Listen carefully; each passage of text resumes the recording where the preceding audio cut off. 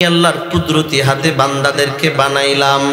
আল্লাহ বলেন কুদরতি হাতে বানানোর উদ্দেশ্য হলো এই বান্দারা শুধুমাত্র কেবলমাত্র আমি আল্লাহকে সিজদা করবে। জোরে কোন সুবহানাল্লাহ। আল্লাহ বলেন খলাকতাহু বিয়াদাইয়া, আমি আল্লাহ আমার এই বান্দাদেরকে কুদরতি হাতে, আমি আল্লাহ আমার এই বান্দাদেরকে অনেক আদর করে কুদরতি হাতে বানাইলাম।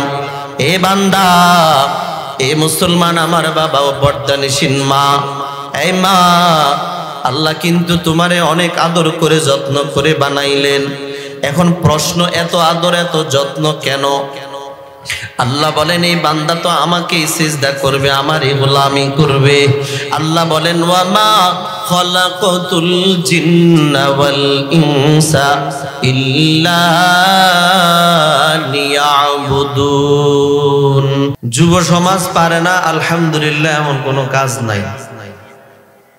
যুব সমাজের উসিলায় আলহামদুলিল্লাহ স্বৈরাচার সরকার আমাদের কপাল থেকে আল্লাহ তাআলা সরাইয়া দিছে। ঠিক না বেঠিক? যে জালেম সরকার 16 বছর পর্যন্ত মুসলমানদের ঈমানকে নিয়ে ছিনিমিনি খেলেছে, ওলামায়ে কেরামদেরকে একদিন নয় দুদিন নয় বছরকে বছর পর্যন্ত জেলের ভাত খাওয়াইছে, আয়না নামিও ঘরে ঢুকাইছে, ওই জালেম সরকারকে এই যুব শ্রেণীরাই হটাইছে। ঠিক না বেঠিক? যুব সমাজ পারে না, আলহামদুলিল্লাহ, এমন কোনো কাজ নাই।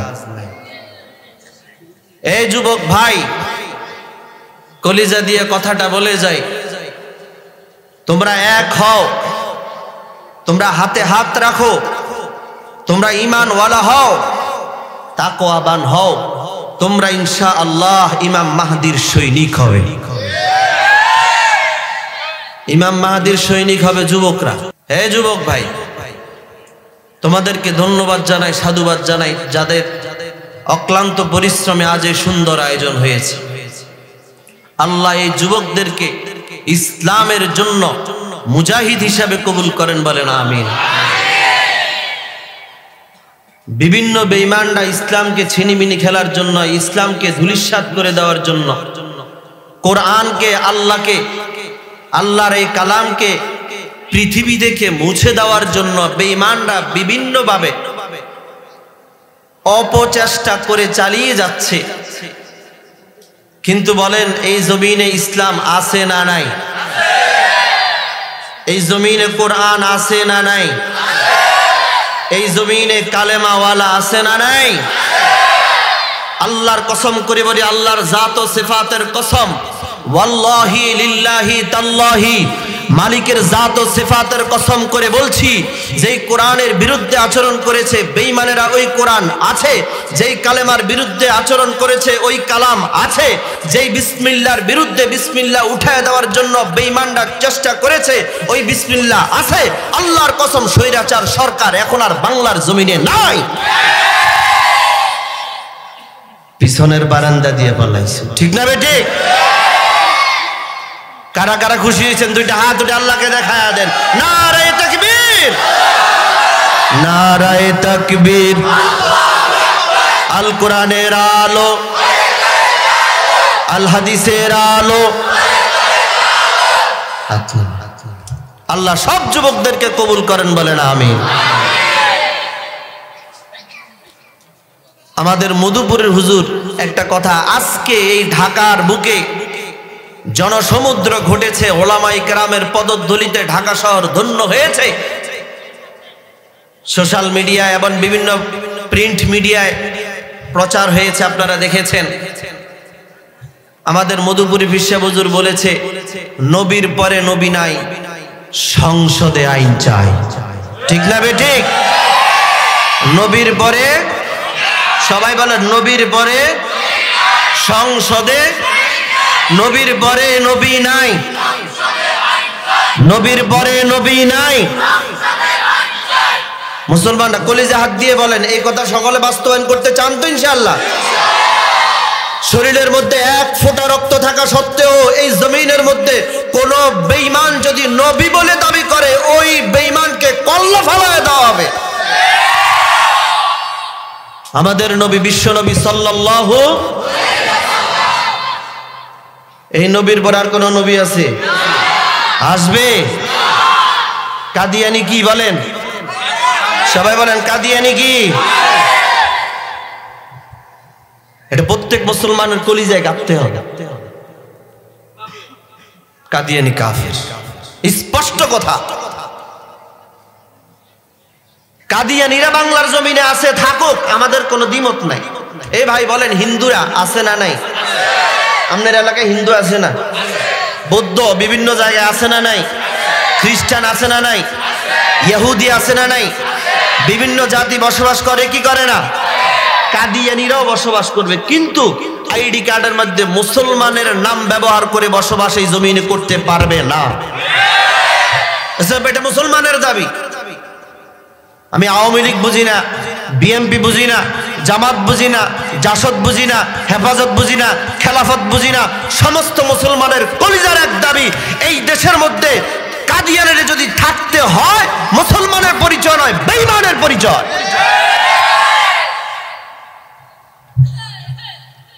মনে কষ্ট নিছেন কেউ? এটা ইমানের দাবি।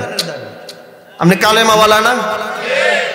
আপনার নবী বিশ্ব নবী মুহাম্মদুর রাসূলুল্লাহ, তাহলে আমনের দাবি। আর আমার না, আমনের দাবি। বলেন আমার দাবি, বলেন আমার দাবি, আমার দাবি, কলিজার দাবি। এই নবীর পরে আর কোন নবী হইতে আনা খাতামুন নাবিয়্যিন লা নাবিয়্যা বা'দ। আল্লাহ সমস্ত বেঈমানদের কুচক্রী সমস্ত জালগুলো থেকে আমার মুসলমানদেরকে হেফাজত করেন। এই যুবক ভাইরা, প্রতিবাদ প্রতিরোধ গড়ে তুলতে হবে জমিনের মধ্যে। বেঈমানরা কি পরিমাণ মুসলমানদেরকে ধূলিসাৎ করে দেওয়ার জন্য বিভিন্নভাবে পায়তারা করছে, কল্পনাও করতে পারবেন না। আজকে তো আমরা মুসলমানরা শুধু ফেসবুক নিয়ে, নেট নিয়ে বিভিন্নভাবে সময় অপচয় করছি। বেঈমানদের একটাই টার্গেট, মুসলমানদেরকে এই পৃথিবী থেকে উৎখাত করবে। বেঈমানরা ঘুমায় না, বেঈমানদের ঘুম নাই। এই যে সোনাপুর একটা কাদিয়ানীদের একটা আস্তানা হয়েছে। দুঃখ লাগে, এদেশ মুসলমানের দেশ। বলেন এই দেশ কার দেশ? এই দেশ মুসলমানের দেশ। এদেশে মুসলমানেরই হুকুম চলবে, ইসলামের হুকুম চলবে, আল্লাহর হুকুম চলবে। কিন্তু বিভিন্ন বেঈমানরা থাকবে, তারা তাদের ধর্ম তারা পালন করবে। আমরা কি কোনো হিন্দু ভাই, কোনো বৌদ্ধ ভাই, কোনো খ্রিস্টান ভাই, কোনো চাকমা, কোনো পাহাড়ি জাতি, কোনো মগ জাতি, কোনো উপজাতি, কোনো বেঈমানরা আমরা উঠাই দিছিলাম? আপনারা উঠাইছেন আর উঠাবো? তারা তাদের ধর্ম পালন, এটা আমাদের কোনো দ্বিমত। কিন্তু হুকুম চলবে কার? জোরে বলেন কার হুকুম চলবে? আল্লাহ। আল্লাহ আমাদেরকে কুদরতি হাতে হেফাজত করেন, বলেন আমিন। নবীজির কলিজা, নবীজির মোহাব্বত কলিজায় রাখতে হবে। নবীজির মোহাব্বত কলিজায় রাখতে হবে। নবীজি বলেন, লা ইউমিনু আহাদুকুম হাত্তা আকুনা আহাব্বা ইলাইহি মিন ওয়ালিদিহি ওয়া ওয়ালাদিহি ওয়ান নাসি আজমাইন। কিতাবের মধ্যে লেখে, ছোট্ট একটু কথা বলি, নবীজির মোহাব্বত কি পরিমাণ থাকা চাই। একজন সাহাবী সাআদ ইবনে আবি ওয়াক্কাস, এই সাআদ ইবনে আবি ওয়াক্কাসের ভাই ছিল উতবা ইবনে আবি ওয়াক্কাস। একজন হলো ইমানদার নবীজির সাহাবী, অন্যজন উতবা, ওই যে আবু জাহেল উতবা সাহেবা, নাম শুনছেন না আপনারা? ওই যে উতবা ইবনে আবি ওয়াক্কাস, একজন ইমানদার আর একজন কি কাফির। যুদ্ধের ময়দানে নবীজিকে শহীদ করার জন্য আবু জাহেল, উতবা সাহেবা, সমস্ত বেঈমানরা বিভিন্নভাবে চেষ্টা করেছে। ওই যুদ্ধের মধ্যে নবীজির পক্ষ হয়ে সাআদ ইবনে আবি ওয়াক্কাসও যুদ্ধে অংশগ্রহণ করেছিল। সাআদ ইবনে আবি ওয়াক্কাস শুনতে পেরেছে আমার নবীকে, বিশ্ব নবীকে যুদ্ধের ময়দানে হত্যা করে দেওয়ার জন্য আমার ভাই উতবা ইবনে আবি ওয়াক্কাসে ষড়যন্ত্রতে সেও সেখানে শরীক ছিল। যখন এই সাদ শুনতে পেরেছে, শোনার পরে কিতাবের মধ্যে লেখে, সিরাতে ইবনে হিশামের মধ্যে লিখে, সাদ ইবনে আবি ওয়াক্কাস যখনই শুনেছে তার আপন ভাই নবীজিকে হত্যা করার জন্য জাল বুনেছে, নবীজির মহাব্বতে সাদ ইবনে আবি ওয়াক্কাস তার জীবনে এত পরিমাণ জিদ, এত পরিমাণ রাগ আর কখনো প্রকাশ হয় নাই। যখন শুনেছে তার আপন ভাই নবীজিকে হত্যা করার জাল বুনেছে, সে তার আপন ভাইকে হত্যা করার জন্য পরিপূর্ণ প্রস্তুতি নিয়ে এসেছে। জোরে কান সুবহানাল্লাহ। তার মানে হলো নবীজির ব্যাপারে কেউ যদি দুশ্মনী করে, সে যদি আমার আপন ভাইও হয়, তাকে ছাড় দেওয়া হবে। বিশ্ব নবীর ব্যাপারে কেউ যদি কলম ধরে, কেউ যদি জিভ উঠায়, কেউ যদি চোখ উঠায়, তার চোখকে উপড়ে ফেলা হবে। নিজের জীবন দিয়ে হলেও নবীজির ইজ্জত, আবরু, ইজ্জতকে হেফাজত করতে হবে। বুঝার বিষয় হলো, দেখেন, নবীজির গায়ে আঘাত দেওয়া মানে শাহাদাত বরণ করানো তো তার উদ্দেশ্য ছিল। আজীব বিষয় হলো, আপনাদের কাছে একটা প্রশ্ন, বলেন আমার এই দেহের দাম বেশি না আমার ইজ্জতের দাম বেশি? আপনার দেহের দাম বেশি না ইজ্জতের দাম বেশি? সবাই বুঝছেন কথাটা? আপনার দেহের দাম বেশি না ইজ্জতের দাম বেশি? সাদ ইবনে আবি ওয়াক্কাস তার আপন ভাই নবীজির শরীরের উপর আঘাত করবে, এই জন্য তাকে হত্যা করার জন্য এত পাগল হয়ে গেছে এই জমিনের মধ্যে। আমার নবীকে তো আর এখন আর বেঈমানরা পায় না, শরীরে আঘাত করার জন্য পায় না, এখন নবীজির ইজ্জতের উপরে কালিমা লেপন করে। ঠিক না বেঠিক? তার মানে হলো শরীরের যেহেতু দেহর চেয়ে যেহেতু ইজ্জতের দাম বেশি, তাহলে আমরা নবীর উম্মত হিসাবে সাদ ইবনে আবি ওয়াক্কাস যদ্দুর করেছে, আমরা উম্মত হিসাবে আরো বেশি করা দরকার। এই জন্য প্রত্যেক ইমানদারের কলিজায় নবীজির মহাব্বত থাকা দরকার। প্রত্যেক ইমানদার, প্রত্যেক রাসূলের আশিক কলিজার মধ্যে নবীজির মহাব্বত থাকা চাই। মূল কথা হলো, আলহামদুলিল্লাহ দেখে অত্যন্ত আনন্দিত হয়েছি যুবকদেরকে দেখে, খুবই উদ্যোগী, খুবই আবেগী, আলহামদুলিল্লাহ কাজ করে যাচ্ছে। আল্লাহ এই নওজোয়ান যুবকদেরকে মৃত্যু পর্যন্ত দ্বীনের সাথে থাকার তৌফিক দান করেন। আল্লাহ তাআলা বলেন, ইন্নাল্লাহা লা ইয়াজলিমু মিসকালা যাররা। আল্লাহ বলেন, আমি আল্লাহ কোনো বান্দার উপরে অনুপরিমাণ, বিসর্গ পরিমাণ, শস্য পরিমাণ, যাররা পরিমাণও জুলুম। কার কথা? তো কি করেন? আল্লাহ বলেন, ওয়া ইন তাকু হাসানাতান ইউযাইফহা। বান্দা যখন একটা নেকের কাজ করে, যেই কোনো একটা নেকের কাজ করে, এই নেকটাকে আমি আল্লাহ দ্বিগুণ বৃদ্ধি করে দিই। আর কি করেন? ওয়া ইউতি মিন লাদুনহু আজরান আযীমা। আল্লাহ বলেন, আমি আল্লাহ আমার নিজ পক্ষ থেকে উত্তম পুরস্কার দান করি। একটু বাবা আয়াতের তরজমার দিকে তাকাইলে আমরা বুঝতে পারি, আল্লাহ তো বান্দার উপরে জুলুম করেন না, বরং দয়া করেন। ঠিক না?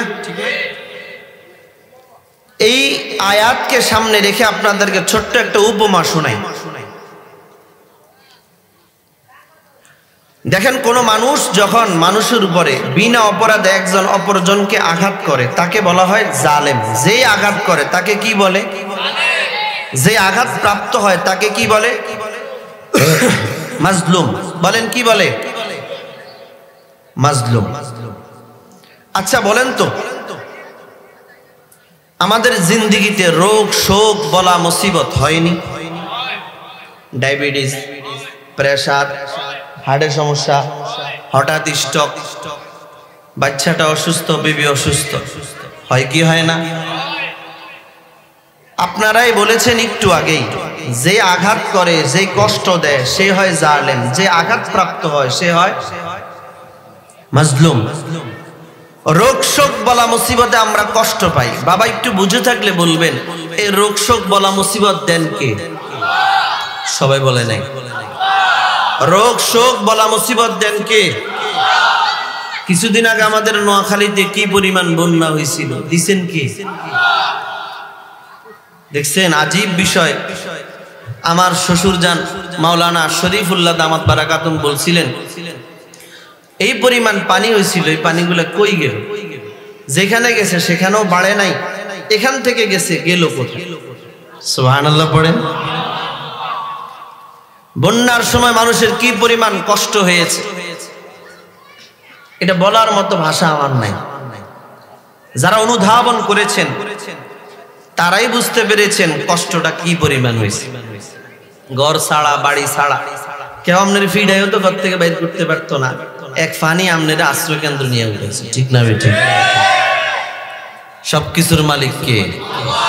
আল্লাহ। আল্লাহ क्या मुबारक मेरा माबूद है, अल्लाह अल्लाह तो मेरा माशूक है। सब किसुर मालिक के। रोग शोक बला मुसीबत देन के? जबाई बोलें। रोग शोक बला मुसीबत जेहेतु आल्लाहर पक्ष थेके हय, कष्टटा तो आल्लाहर पक्ष थेकेई। आपनाराई बोलेছেন যে কষ্ট দেয় সে জালেম। রোগশোক বলা মুসিবত পাওয়ার পরে, বন্যার পানিতে কষ্ট পাওয়ার পরে দিছেন তো আল্লাহ, নাউজুবিল্লাহ। আল্লাহ কি জালেম হয়ে গেছে? সবাই বলেন। এই রহস্য উৎখাত করার জন্য কোরআন খুলতে হবে আপনাকে। কোরআনে আল্লাহ তাআলা কি বলেন দেখেন। এই কষ্ট বলা মুসিবত হওয়ার কারণটা কি হতে পারে? কারণ হলো তিনটা। বলেন কয়টা? সবাই বলেন। আমার আব্বাজান মুরহুম হাফেজ মুস্তাফিজুর রহমান রহমতুল্লাহ আলাইহি বলতেন, বয়ানের মাঠটা হলো একটা ক্লাসের মতো। ক্লাসের মধ্যে এমন হয় না যে শুধু স্যার বলবে আর কেউ বোঝার দরকার নাই, এরকম নাকি বিষয়টা? না, স্যার বলবে, ছাত্ররা বুঝতেই হবে, না হয় সেই সৎ ছাত্র হবে না, ভালো রেজাল্ট সে করবে না। আল্লাহ তাআলা বলেন বলা মুসিবত আসার কারণ হলো, কিতাবের মধ্যে লেখে তিনটা। এক নাম্বার হলো বান্দার গুনাহ। বলেন এক নাম্বার কি? গুনাহ। এখন গুনাহ করে মানুষ চার কারণে। এই যে বলা মুসিবত আসার কারণ, বিপদ আসার কারণ, কোরআনের মধ্যে কি বলে একটু শুনেন। সূরা শুরা, এই সূরার মধ্যে আল্লাহ তাআলা বলেন, ওয়ামা আসাবাকুম মিন মুসিবা ফাবিমা কাসাবাত আইদিকুম ওয়া ইয়াফু আন কাসীর। আল্লাহ পাক বলেন, বলা মুসিবতের থেকে যেগুলো তোমাদের কাছে আসে সেগুলো হলো তোমাদের হাতের কামাই, মানে গুনাহ। আপনার ডায়াবেটিস, প্রেসার, হার্টের সমস্যা, ছেলেটা কথা শুনে না, মেয়েটা কথা শুনে না, বিবিটা আপনার মন মতো চলে না, এটার কারণ হলো আপনার গুনাহ। আল্লাহ তাআলা কোরআনে মাজিদের ভিন্ন আয়াতে বলেন, যাহারাল ফাসাদু ফিল বাররি ওয়াল বাহর বিমা কাসাবাত আইদিন নাস লিইউযীকাহুম বা'দাল্লাযী আমিলু লাআল্লাহুম ইয়ারজিউন। আল্লাহ বলেন, জলে স্থলে যত বিপর্যয় ঘটে, যেমন বন্যার পানি বিপর্যয়, যেমন ভূমিকম্প এটা একটা বিপর্যয়, যেমন তুফান হওয়া এটা একটা বিপর্যয়, জলে স্থলে যত বিপর্যয় ঘটে আল্লাহ বলেন সব হলো বান্দা তোমার হাতের কামাই, মানে গুনাহ। মানে কি? আল্লাহ বলেন, আমি আল্লাহ মাঝে মাঝে স্বাদ আস্বাদন করাই, লিউযীকাহুম বা'দাল্লাযী আমিলু। আল্লাহ বলেন, আমি আল্লাহ মাঝে মাঝে স্বাদ আস্বাদন করাই। যেমন স্বাদ মানে এটাকে মজা বলি আর কি, মজা। আল্লাহ তাআলা মাঝে মাঝে রোগ শোক বলা মুসিবত দিয়া, বন্যার পানি দিয়া, বিভিন্ন সময় বিভিন্ন টাইমে বিভিন্ন বলা মুসিবতে ফেলে আল্লাহ বলে আমি মজা দেখাই। আল্লাহ বলে কি? এটা কেন বললেন আল্লাহ? যেন আল্লাহ একটু বিদ্রুপ করলেন। সন্তান যদি স্কুলে না যায়, মাদ্রাসায় না যায়, মা কি কয়? স্কুলে তো যাও নাই, মাদ্রাসায় তো যাও নাই, সন্ধ্যায় ঘরে আসবা না, মজা দেখাবো। বলেন বাপ, এই মজার মাঝে মানে কি মজা না সাজা? সবাই বলেন। আল্লাহ তাআলাও সেটা বলতেছে, আমি আল্লাহ মাঝে মাঝে স্বাদ আস্বাদন করাই। কেন? লিউযীকাহুম বা'দাল্লাযী আমিলু, এই যে স্বাদ আস্বাদন করানোর পরে আল্লাহ তাআলার উদ্দেশ্য হলো লাআল্লাহুম ইয়ারজিউন, যেন আমারই বান্দা আমি আল্লাহর কাছে আবার ফিরে আসি। সুবহানাল্লাহ। দেখেন বাপ, আল্লাহ তাআলা আমাদেরকে অনেক আদর করে বানাইছে, অনেক যত্ন করে বানাইছে রে বাপ, অনেক মহব্বত কইরা আল্লাহ বানাইছে। বান্দাকে বানানোর পিছনে রে বাবা একটা উদ্দেশ্য নিহিত আছে রে। আল্লাহ তাআলা বান্দাকে ড্রয়িং করছে, বান্দার চোখটা কেমনে লাগাইলে সুন্দর হবে, বান্দার নাকটা কেমনে লাগাইলে রে বাবা সুন্দর হবে, বান্দার কানটা কি মাথার উপরে লাগবে না জাবির নিচে লাগবে, মালিক ড্রয়িং করছে। বান্দাকে আল্লাহ তাআলা সুন্দর অবয়ব দিয়ে সৃষ্টি করেছে রে। এর কারণ হলো বান্দাটারে কেমনে সুন্দর লাগবে আল্লাহ নিজের হাতে ড্রয়িং করছে। কোরআনটা খুলে দেখেন, আল্লাহ বলেন আমি আল্লাহর কুদরতি হাতে বান্দাদেরকে বানাইলাম। আল্লাহ বলেন কুদরতি হাতে বানানোর উদ্দেশ্য হলো এই বান্দারা শুধুমাত্র কেবলমাত্র আমি আল্লাহকে সিজদা করবে। জোরে কোন সুবহানাল্লাহ। আল্লাহ বলেন খলাকতাহু বিয়াদাইয়া, আমি আল্লাহ আমার এই বান্দাদেরকে কুদরতি হাতে, আমি আল্লাহ আমার এই বান্দাদেরকে অনেক আদর করে কুদরতি হাতে বানাইলাম। এ বান্দা, এ মুসলমান আমার বাবা ও পর্দানিসীন মা, এই মা, আল্লাহ কিন্তু তোমারে অনেক আদর করে যত্ন করে বানাইলেন। এখন প্রশ্ন, এত আদর এত যত্ন কেন? আল্লাহ বলেন এই বান্দা তো আমাকেই সিজদা করবে, আমারই গোলামি করবে। আল্লাহ বলেন ওয়ামা খলাকাতুল জিন্না ওয়াল ইনসা ইল্লা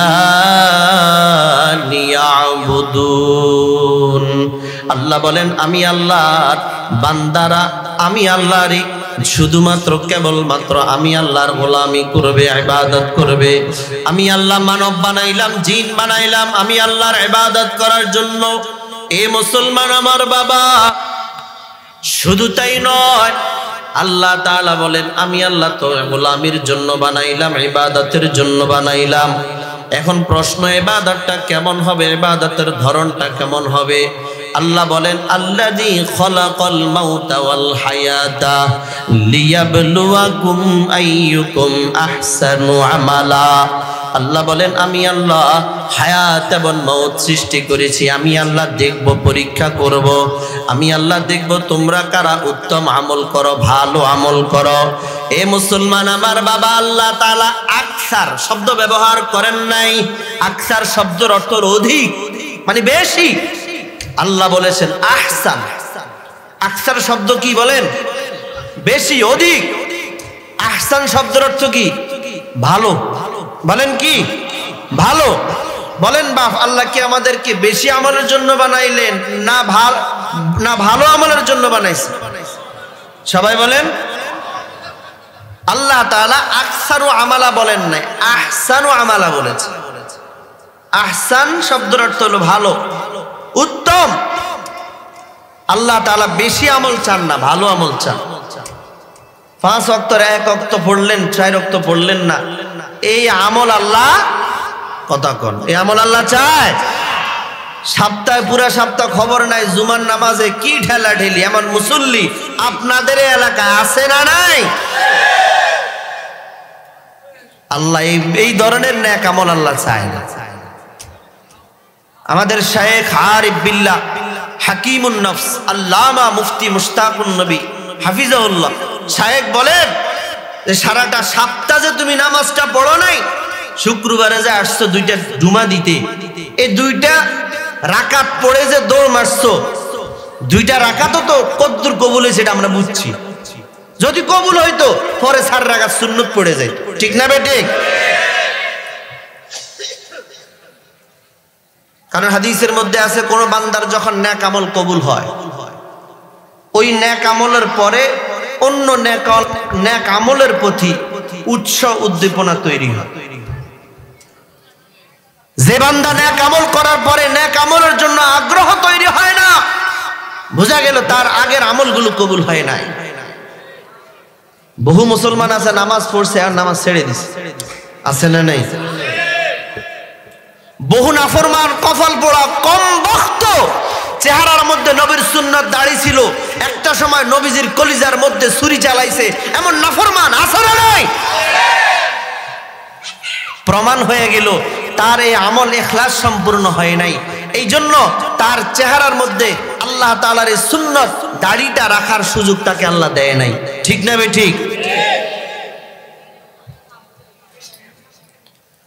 তাহলে আল্লাহ তাআলা বলেন, আমি আল্লাহ কোন বান্দার উপর অনুপরিমাণ, বিসর্গ পরিমাণ, শস্য পরিমাণ জুলুম করি না।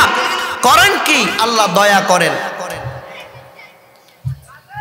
আমরা পিছনের কথাই ফিরে যাই। সমস্ত বলা মুসিবতের কারণ কয়টা? সবাই বলেন।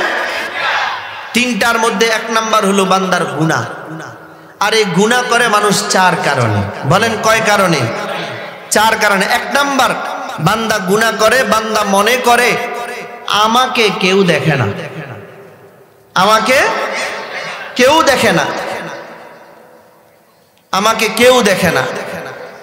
দরজা জানালা বন্ধ করে গুনাহ করে, বান্দার দিলের মধ্যে একটাই বসে গেছে, দুনিয়ার মানুষ তো দেখে না, দরজা জানালা সব তো বন্ধ, আমাকে যেহেতু কেউ দেখে না আমি গুনাহ করি। বলেন বাবা, দুনিয়ার কেউ না দেখলে দেখনেওয়ালা একজন আছে না নাই? আল্লাহ বলেন, ওয়া হুয়া মাআকুম আইনামা কুনতুম। আল্লাহ বলেন, বান্দা তুমি যেখানে থাকো না কেন আমি আল্লাহ তোমার কাছেই আছি। ওয়া নাহনু আকরাবু ইলাইহি মিন হাবলিল ওয়ারিদ। হে বান্দা, তুমি জানো আমি আল্লাহ তোমার একদম সার রগের নিকটেই থাকি। সুবহানাল্লাহ পড়ে। বান্দা তুমি গুনার ঘরে যাইবা, আমি আল্লাহ তোমার সার রগের নিকটে আছি। ওয়া নাহনু আকরাবু ইলাইহি মিন হাবলিল ওয়ারিদ। এ বান্দা, তুমি ভেবেছো আমি আল্লাহ দুনিয়ার কোনো মানুষকে দেখাই না, সব মানুষগুলো তোমার অগোচরে আছে, কিন্তু আমি আল্লাহ তো তোমার দিকে কুদরতি নজরটা দিয়া তাকায় আছি। মুসলমান আমার বাবা হযরতে আবু বকর রাদিয়াল্লাহু তাআলা আনহু নবীজির সফর সঙ্গী ছিলেন। মক্কা থেকে মদিনায় যাওয়ার পথে হিজরতের সাথী। 6 মাস আগে নবীজি হযরতে আবু বকরকে ডাক দিয়া কইলেন, আবু বকর, সিরাতে মুস্তাফা কিতাবের মধ্যে আল্লামা ইদ্রিস কান্ধলবী রহমাতুল্লাহ আলাইহি লিখে, মায়ার নবী হযরতে আবু বকরকে ডাক দিয়া কয়, আবু বকর, মনে হয় মক্কাবাসীগুলো আমাকে আর মক্কায় থাকতে দিবে না, আমার মাতৃভূমি ছেড়ে হয়তো আমি চলে যেতে হবে, আমার সফর সঙ্গী তুমি হইতে হবে। 6 মাস আগে নবীজি আবু বকরকে বললেন। দারুন নাদওয়া নামক একটা জায়গা আছে সিরাত ইবনে হিশামের মধ্যে লেখে, ওই দারুন নাদওয়া জায়গায় আবু জাহেল, উতবা, শায়বা, বেঈমানের বাচ্চাগুলো সেখানে মিটিং করতেছে। এজেন্ডা হলো একটা, আব্দুল্লাহর বেটা মোহাম্মদকে দুনিয়া থেকে বিদায় করে দিতে হবে। এ মুসলমান আমার বাবা, আল্লাহ কেমন দেখেন, আল্লাহ কেমন দেখেন, এই কথাটা বোঝানোর জন্য ছোট্ট ঘটনাটা টানতেছি। দেখেন, মায়ার নবী আবু বকরকে 6 মাস আগে বললেন, দারুন নাদওয়াতে আবু জাহেল, উতবা, শায়বা মিটিং করতেছে। এজেন্ডা হলো একটা, আব্দুল্লাহর বেটা মোহাম্মদকে দুনিয়া থেকে বিদায় করে দিতে হবে। জোরে কন্না আউযুবিল্লাহ। এক একজন এক এক পরামর্শ দেয়। একজন কয় ঘোষণা দিয়া দাও আব্দুল্লাহর বেটা মোহাম্মদ পাগল হয়ে গেছে, নাউজুবিল্লাহ বলেন। আরেকজন পরামর্শ দেয় যে আব্দুল্লাহর বেটা মোহাম্মদকে জঙ্গলে নির্বাসনে দিয়ে আসো। আরেকজনে ঘোষণা দেয়, পরামর্শ দেয় আব্দুল্লাহর বেটা মোহাম্মদকে আবদ্ধ করে রাখো। যেই যেমনে পরামর্শ দিল, শয়তান একদম বৃদ্ধ মানুষের সুরত ধারণ কইরা ওই মশওয়ারাতে এসে হাজির। যেই যত পরামর্শ দেয় কোনো পরামর্শ অ্যাকসেপ্ট হয় না। আবু জাহেল চুপ করে বসে আছে। হঠাৎ দুষ্ট বড় শয়তানটা ডাক দিয়া কয়, তোমরা যদি বলো আব্দুল্লাহর বেটা মোহাম্মদ পাগল হয়ে গেছে, এই মক্কাবাসীগুলো আব্দুল্লাহর বেটা মোহাম্মদকে দেখতে আসবে, আর তার চেহারা দেখে দেখে কালেমা পড়ে মুসলমান হয়ে যাবে। শয়তান চিন্তা করলো, যেখানে লুকাও না কেন মোহাম্মদের কিছু পাগল আছে, তারা সেখানে গিয়েও মোহাম্মদরে বের করে নিয়ে আসবে। সুবহানাল্লাহ। এবার বড় শয়তানের মশওয়ারা শুনবেন নি আপনারা? শয়তান কয়, তারে জঙ্গলেও দেওয়া যাবে না, তারে আবদ্ধও করা যাবে না, পাগল বইলেও ঘোষণা দেওয়া যাবে না, মোহাম্মদকে চিরতরে বিদায় করে দেয়। নাউজুবিল্লাহ। শয়তানের থেকে বড় শয়তান আবু জাহিল্লা কিতাবের মধ্যে লেখে ইসলামের সর্বপ্রথম শাহাদাত বরণ করেছেন নারীদের মধ্যে হযরতে সুমাইয়া রাদিয়াল্লাহু তাআলা আনহা। এই আবু জাহিল্লা কত বড় নাফরমান, কত বড় জাহেল। এই আবু জাহেল হযরতে সুমাইয়াকে শাহাদাত বরণ করাইছে কেমনে রে বাবা? কিতাবের মধ্যে লিখে আবু জাহেল হযরতে সুমাইয়ার লজ্জাস্থানের মধ্যে ভস্যা মারছিল।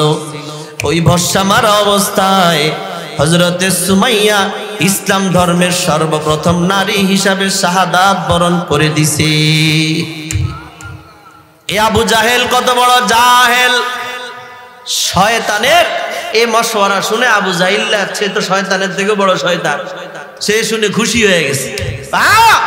ঠিক আছে, সুন্দর পরামর্শ হয়েছে, তাহলে আজকে রাতেই আব্দুল্লাহর বেটা মোহাম্মদকে দুনিয়ার থেকে বিদায় করে দিতে হবে। নাউজুবিল্লাহ বলেন। মায়ার নবীর চতুর্পাশে, ঘরের চতুর্পাশে বেঈমানরা বেষ্টন করে আছে। বেঈমানরা চতুর্পাশে অস্ত্রসজ্জায় সজ্জিত হইয়া আজকে গভীর রাত্রিতে মোহাম্মদকে চিরবিদায় করে দিতে হবে। জাল বাঁধলো, আজকে মোহাম্মদকে ঘর থেকে বের করা যাবে না। জিব্রাইল আমিন এসে নবীর সামনে এসে হাজির। ডাক দিয়া গো পয়গম্বর, মক্কার সমস্ত কাফের বেঈমানের বাচ্চাগুলো আজকে আপনার ঘরের চতুর্পাশে এসে হাজির। আজকে আপনাকে চিরতরে বিদায় করে দিবে। ও নবী গো, আপনি আর মাতৃভূমিতে থাকতে পারবেন না। আল্লাহর পক্ষ থেকে পরওয়ানা জারি হয়ে গেছে, আপনি মাতৃভূমি ছেড়ে, মক্কা ছেড়ে মদিনায় হিজরত করতে হবে গো নবী। নবী ডাক দিয়া কয়, জিব্রাইল, এই বেঈমানদের মধ্যখান থেকে আমি কিভাবে বের হব? জিব্রাইল আমিন ডাক দিয়া কয়, নবী গো, আল্লাহ বলেছেন আপনি বের হয়ে যাবেন, যখনই কোনো বেঈমান সামনে পড়বে এক মুষ্টি বালি নিবেন, আর সূরা ইয়াসিনের একটা আয়াত আছে, এই আয়াতটা তেলাওয়াত করতে থাকবেন। ইন্নামা আমরুহু ইযা আরাদা শাইআন আইয়াকুলা লাহু কুন ফায়াকুন। আল্লাহ তাআলা বলেন সূরা ইয়াসিনের শুরু থেকে তেলাওয়াত করতে থাকবে আর বালি নিক্ষেপ করতে থাকবে। আমার বন্ধু যত দূর পর্যন্ত যাবে, আমি আল্লাহ সমস্ত বেঈমানগুলোর চোখগুলোকে অন্ধ বানায়া দিব। মায়ার নবী রওনা হয়ে গেলেন হাঁটতে হাঁটতে আবু বকরের দরওয়াজায়। ডাক দিয়া কয়, আবু বকর। আবু বকর কই? দরওয়াজাতে আওয়াজ করলো। সিরাতে মুস্তাফার মধ্যে লেখে, আওয়াজটা করতে দেরি, আবু বকর দরজা খুলতে দেরি নাই। সুবহানাল্লাহ। আবু বকরকে নবীজি ডাক দিয়া কয়, ও পয়গম্বর, আমি আপনার খাদেম হিসাবে আবু বকর হাজির। মায়ার নবী ডাক দিয়া আবু বকর, এ আবু বকর তুমি কি ঘুমাও নাই? এত রাত তোমার চোখে যে ঘুম নাই? আবু বকর ডাক দিয়া কয় নবী গো, ও নবী, আপনি হলেন রাহমাতুল লিল আলামিন, আপনি হলেন সমস্ত নবীদের নবী। আপনাকে না বানাইলে আল্লাহ আসমান বানাইতো না, আল্লাহ আপনাকে না বানাইলে জমিন বানাইতো না। আগুন পানি চন্দ্র সূর্য ঠান্ডা গরম সব কিছু আপনার উসিলা আল্লাহ বানাইলেন।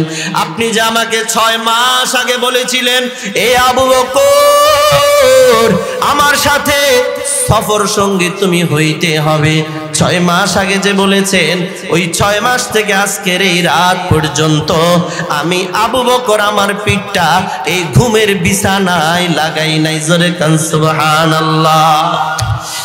মুসলমান আমার বাবা, হযরতে আবু বকর সফর সঙ্গী হয়ে গেছে।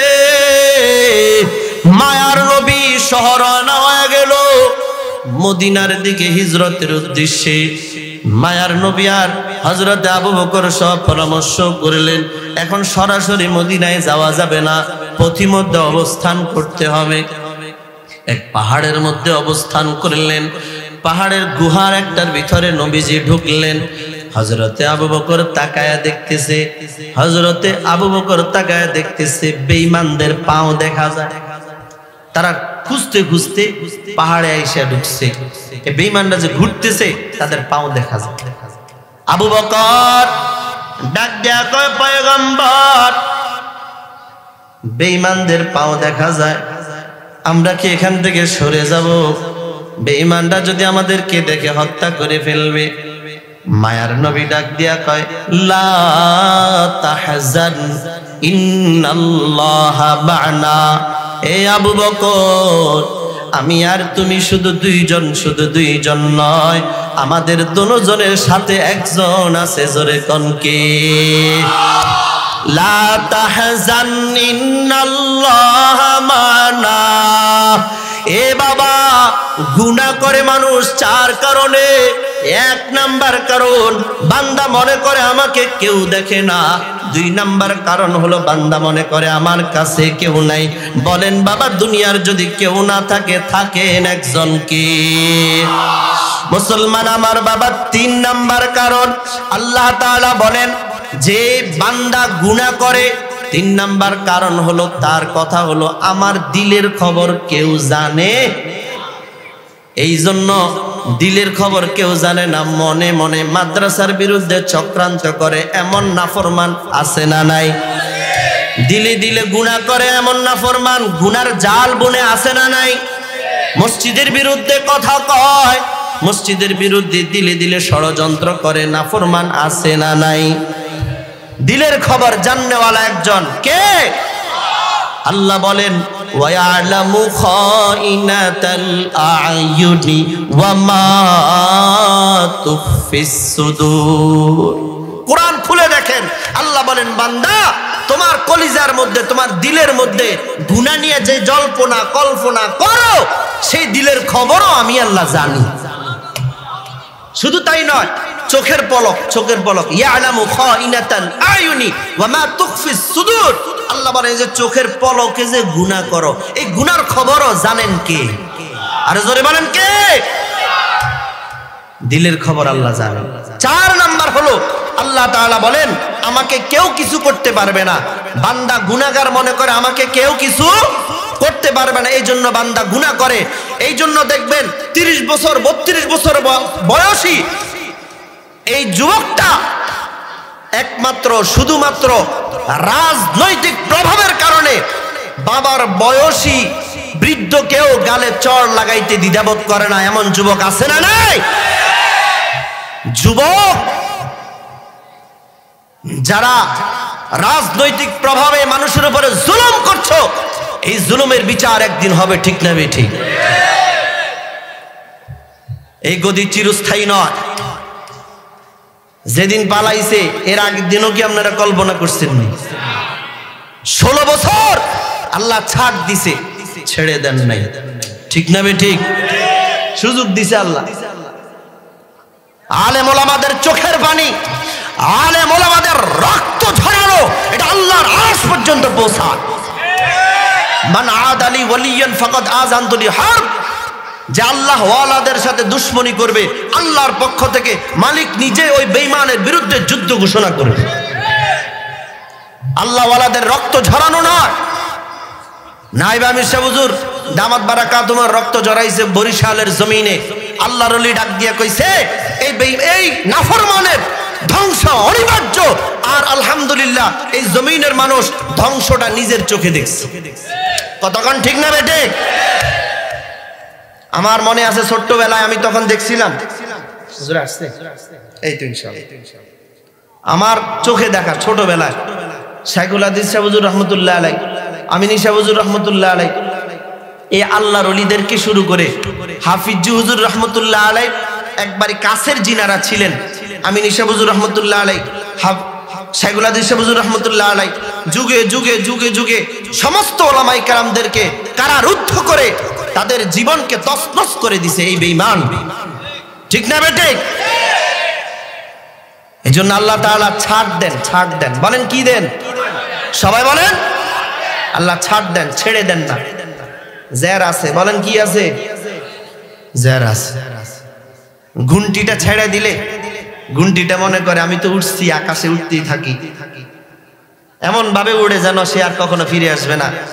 ঘুন্টিওয়ালা যখন টান দেয় হাতে আসে কি আসে না? সকলের রশি মালিকের হাতে আছে না নাই? স্বৈরাচার সরকার থেকে আমাদেরকে উপদেশ গ্রহণ করতে হবে। যারা নামাজ ছেড়ে দিছেন, আল্লাহ ভুলে গেছেন, নবীর ভালোবাসা ভুলে গেছেন, আপনারা ভাইবেন না ভাত মাছ তো বেঈমানরাও খায়। কতক্ষণ ঠিক নেবে? ঠিক। বেঈমানরা ভাত মাছ খায় না। কোন হিন্দু না খায় মরে গেছে। হিন্দুরে খাওয়ায় কে? বৌদ্ধরাও খাওয়ায় কে? আপনি যে পুষ্কুনির মাছ খান, বেঈমানটাও সেই পুষ্কুনিরই মাছ খায়। আপনি যে বাজারে বাজার করেন, বেঈমানটা সেই বাজারেই বাজার করে। তাহলে একবারই পেট ভরে ভাত খাওয়া, একদম ভালো মন্দ খাওয়া, এটা একবারে বড় সফলতা না? বড় কি না? বরং বেঈমানদেরকে আল্লাহ দুনিয়াতে ভালো করে খাওয়ায়, কারণ তাদের আখিরাত নাই, তাদের জান্নাত নাই। এজন্য দুনিয়াতে এদেরকে ভালোভাবে খাওয়ায়া দেয়। আর ইমানদাররা দুনিয়া কষ্ট করে, আর মৃত্যুর পরে আল্লাহ তাআলা জান্নাতটা তাদের জন্য বাজেট করে দেয়। কথা শেষ দেখেন, আল্লাহ তাআলা বলেন আমি আল্লাহ কোন বান্দার উপরে অনুপরিমাণ বিসর্গ পরিমাণ জুলুম করি না।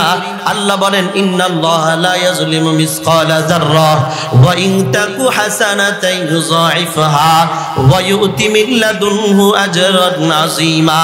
এ মুসলমান আমার বাবা, আমরা দুনিয়াতে কিন্তু কেউ থাকার জন্য আসি নাই।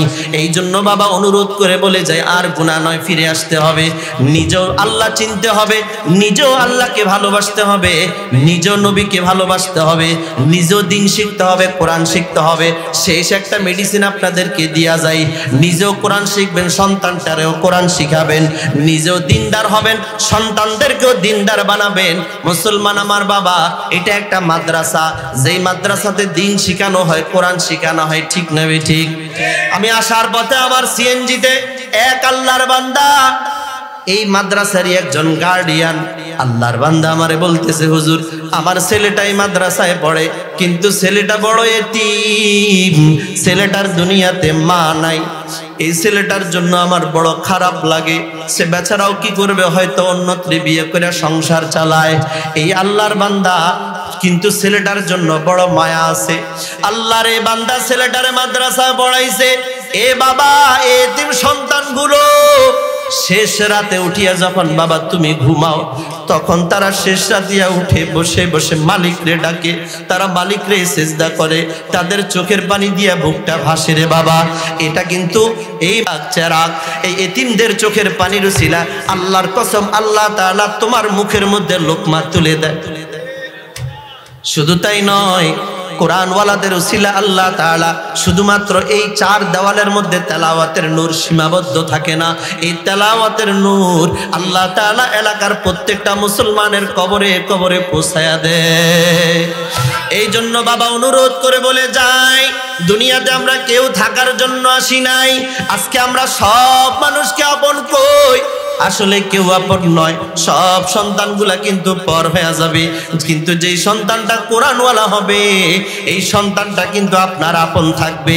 কিয়ামতের ময়দানে এই কোরআনওয়ালাকে যখন বলা হবে কোরআনওয়ালা ইকরা ওয়ারতাকি ওয়ারাতিল কামা কুনতা তুরাতিলু ফিদ দুনিয়া ফাইন্না মানজিলাতাকা ইনদা আখিরি আয়াতিন তাকরাউহা।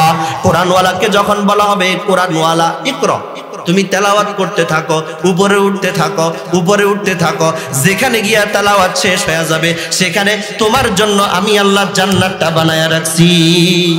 কোরআনওয়ালা ডাক দিয়া বলবে আল্লাহ আমার মা কই, আমার বাবা কই? বলে তোমার মা বাবা গুনার কারণে জাহান্নামী। বলে আজ যেই জান্নাতে আমার মা নাই বাবা নাই ওই জান্নাত আমার দরকার নাই। জোরে জোরে কন্যা সুবহানাল্লাহ।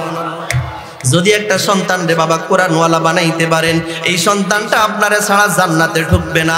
একটু বাবা কলিজাটা দিয়ে কথাটা শুনবেন রে বাপ। এই কোরআনওয়ালা বলবে আল্লাহ আমার মাকে চাই, বাবাকে চাই, মাকে চাই, বাবাকে চাই।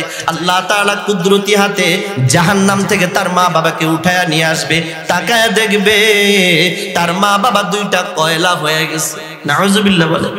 আল্লাহ ডাক দিয়া বলবে কোরআনওয়ালা গুনার কারণে তোমার মা বাবা জাহান্নামে জ্বলতে জ্বলতে আজকে আঙ্গার হয়ে গেছে, তুমি তাকায় দেখো তোমার মা বাবাকে কেমন দামি বানায়া দেই। আল্লাহ তাআলা নিজের হাতে মা বাবার দুইটা কয়লাকে হাতে নিবে, আবে হায়াত নামক একটা কূপ আছে, কূপ, এই কূপের মধ্যে একটা চুবানি মারবে, তাকায় দেখবে এই কোরআনওয়ালার মা বাবা দোনোজনের চেহারা হযরতে ইউসুফ আলাইহিস সালামের চেহারার চেয়ে বেশি সুন্দর হয়ে যাবে। মুসলমান আমার বাবা শুধু তাই নয়, এই কোরআনওয়ালা মা বাবার দিকে তাকাবে আর ডাক দিয়া বলবে আল্লাহ আমার মা বাবার জামা কাপড় কই? আল্লাহ আমার মা বাবাকে উলঙ্গ আমি দেখতে চাই না। আল্লাহ তাআলা কুদরতি জিম্মাদারিতে জান্নাত থেকে পোশাক আইনা ওই কোরআনওয়ালার মা বাবাকে জান্নাতি পোশাক পরাইয়া দিবি। এরপরে বলা হবে এ কোরআনওয়ালা ইকরা, তুমি তোমার মা বাবা দুইজনের দুই বাহু ধরো আর তেলাওয়াত করতে থাকো, উপরে উঠতে থাকো, তেলাওয়াত করতে থাকো, উপরে উঠতে থাকো, যেখানে গিয়ে তোমার তেলাওয়াত শেষ হবে সেখানে তুমি আবার তোমার মা বাবার জন্য জান্নাতের ফয়সালা।